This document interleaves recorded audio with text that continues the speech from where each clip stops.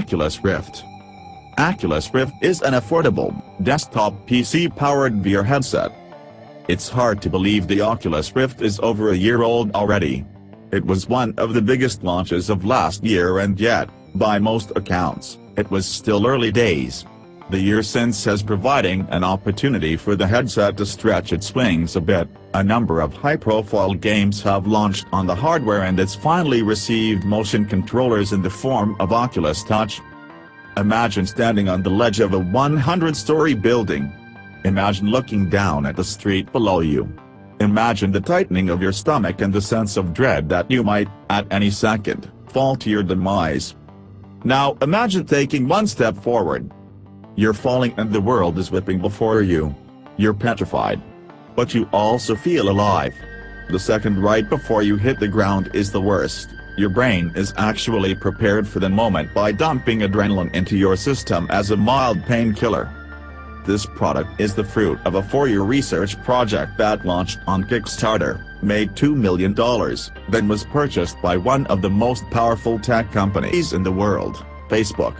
The Oculus Rift shipping these days is the first commercially available unit, the fourth evolution of the headset that started back in 2012 with developer Kit 1.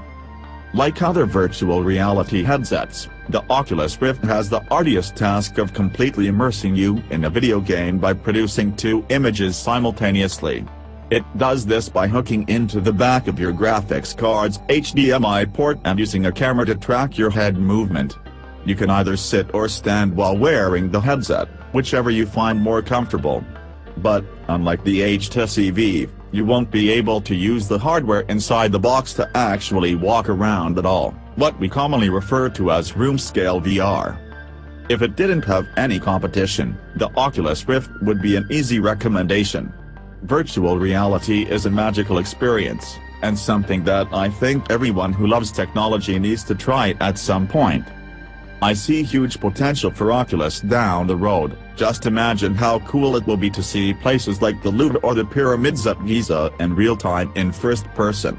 As it stands, though, virtual reality is a nascent medium and therefore suffers from many of the same problems others faced when they were starting out. The first films weren't Gladiator or The Shawshank Redemption. Art didn't begin with Da Vinci or Tiziano. The first songs ever crafted weren't Johann Sebastian Bach sonatas. Similarly, I think Lucky's Tale isn't the end-all, be-all of virtual reality.